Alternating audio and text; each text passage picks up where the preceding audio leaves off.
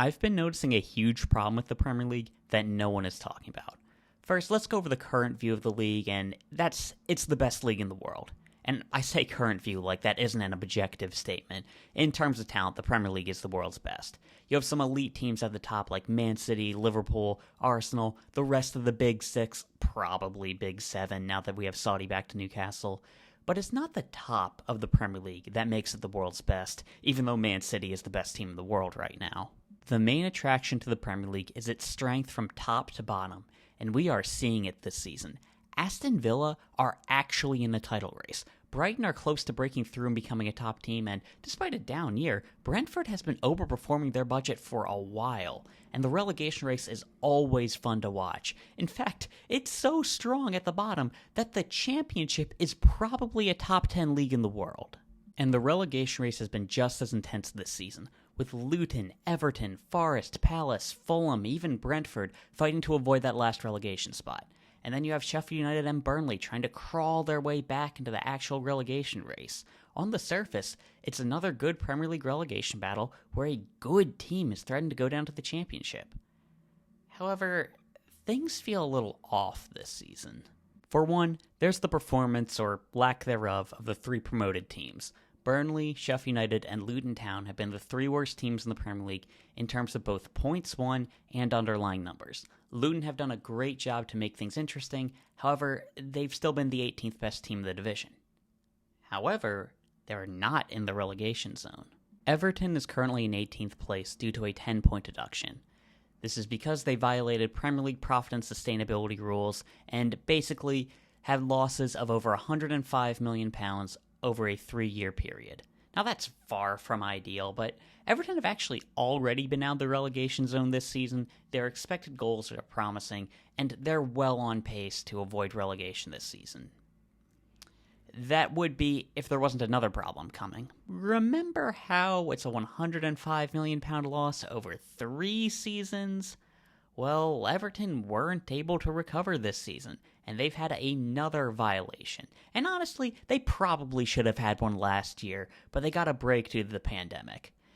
Now, this would be terrible for Everton. Assuming they get another 10-point deduction, they're thrown to the bottom of the league, below even Burnley and Sheffield United.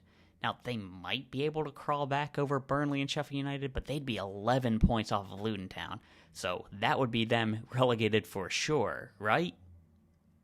Right? Thankfully for Everton, Nottingham Forest also violated the rules. And while you might look at Everton and feel bad for them being punished twice, then you look at how much Nottingham Forest spent last summer and go, fair enough. And in addition, Nottingham Forest are only a recently promoted team, so the amount of losses they can have is less than the $105 million that a long-standing Premier League club like Everton can have. Actually, despite all of this, they would have been fine if they sold Brennan Johnson before the Premier League accounting period had ended. However, they decided to wait to get more money off of his sale and ended up violating the Premier League profit and sustainability rules and faced a potential points deduction. A silver lining for Forest fans is I don't think they'll be punished as harshly as Everton. Everton broke these rules numerous times, while Nottingham Forest only violated them because they held off on selling Brennan Johnson to raise his value. So they are being punished for breaking profit and sustainability rules because they wanted more profit. Makes sense. I'm expecting only a minor points deduction, or maybe even just a fine. However, that might still be enough to get Forest relegated if it is the points deduction. And we'll have to see how brutal the Premier League is in terms of violating financial rule breakers. You know, the ones that aren't backed by a Russian oligarch or an oil state.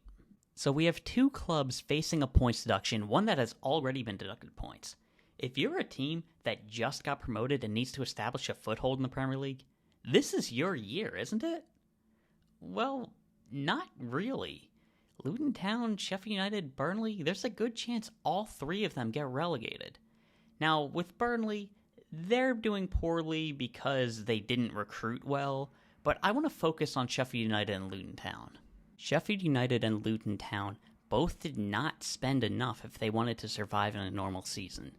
Sheffield United spent a decent amount, but that was only because of the player sales. They sold Njai and Sander Berger, 2 of their best players from their promotion campaign. And of that money spent, a lot of it went to Cameron Archer, who's a good young striker. However, I'm expecting him to just be sold for a profit. I think that Sheffield United could have spent a lot more, however they didn't.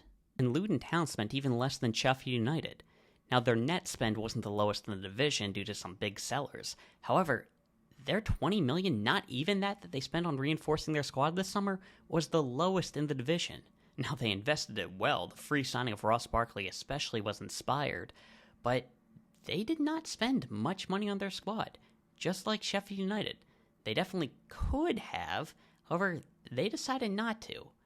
And I think that's because both of these clubs don't really care about staying up. They aren't throwing matches or anything. I think Luton Town has a good chance of staying up now. But they didn't spend the astronomical amount of money that you need to in a typical year to survive the Premier League. And I think it's because they know that if they spend too much and they don't survive, it could crush them.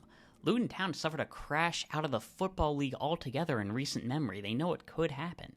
I think these two clubs want to take Premier League TV revenue, maybe parachute payments, help steady their finances, and push for a sustainable Premier League future at a later date. Now, I don't have any behind-the-scenes knowledge, but it seems pretty clear to me that's what they're doing. Are you starting to see the problem that I'm talking about? The amount of money that you have to spend in order to survive a Premier League season is insane.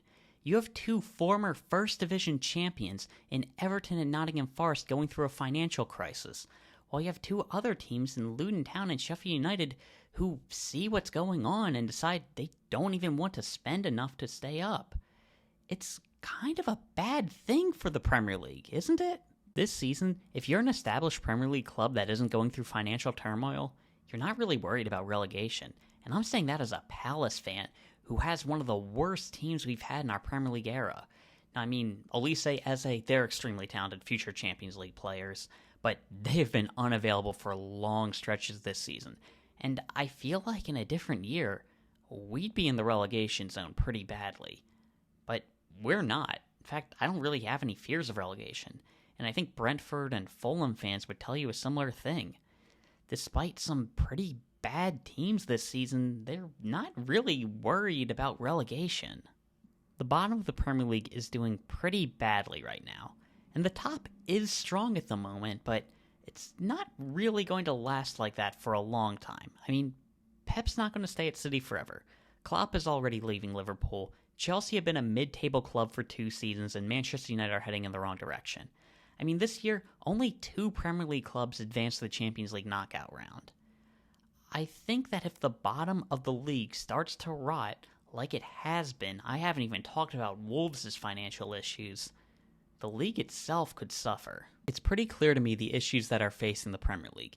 The gulf between the spending of the Big Six plus Newcastle and the rest of the clubs is almost insurmountable, and it's only incompetence by some of the big clubs plus really smart data-driven spending by Villa, Brighton, and Brentford that are even keeping things close. And I have not even got into the financial horror story that is the Championship. So, is something going to change? This next part is going to be pure speculation. I mean, I've been making some educated guesses about the state of the Premier League and how they're going to be in financial trouble if nothing changes. But this is just me purely throwing out an idea that's been gnawing at the back of my head for a while. And it's that the big clubs don't really care about the Premier League.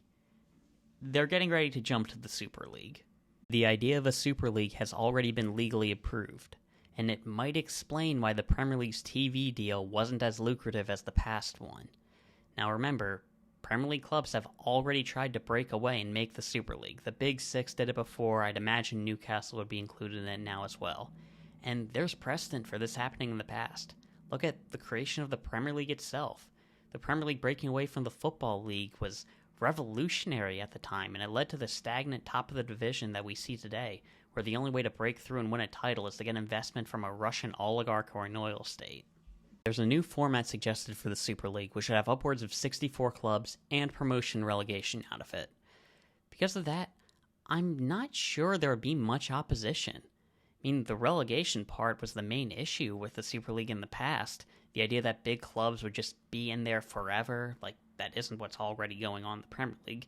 But I think with that, there might not be the dramatic protesting that there was for the first version of the Super League, especially if a lot more Premier League teams are involved. We'll have to see. And by the way, I'm saying Super League and not European Super League because we all know there's going to be games in Saudi Arabia, games in the United States, probably games in Russia if this does happen. I'm not even going to pretend to be excited about that as an American because I saw the prices of the Messi game, probably not going to be going to any big European Super League matches. I think the only question that I have is if they're going to add Saudi teams altogether or just move Newcastle there. Whew, that got pretty cynical. Well, if you want a more positive way to view things, widespread protest did stop the creation of the Super League in the past. And it wasn't just fans of grassroots clubs, it was fans of the big clubs themselves that stopped something that would have just benefited their clubs. And there's no reason to suggest that couldn't happen again, and maybe the protests scared off all the big English clubs already. Who's to say?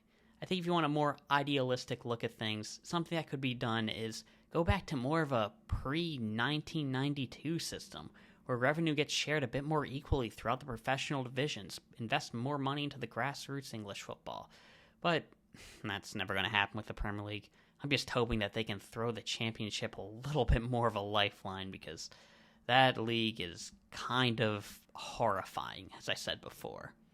And with that, that's all I really wanted to talk about. Just something that's been kind of bugging me because of how much financial trouble Everton and Forest are going through, and it was already bugging me a little bit that Sheffield United and Luton Town weren't taking the season too seriously, but hey, it might have ended up working out well for Luton Town. They invested really well and probably going to stay up at this point. Well, they won't. It's hard to say. Who knows? But anyway, that's all I really got to talk about. If you enjoyed, like, subscribe. That. See ya.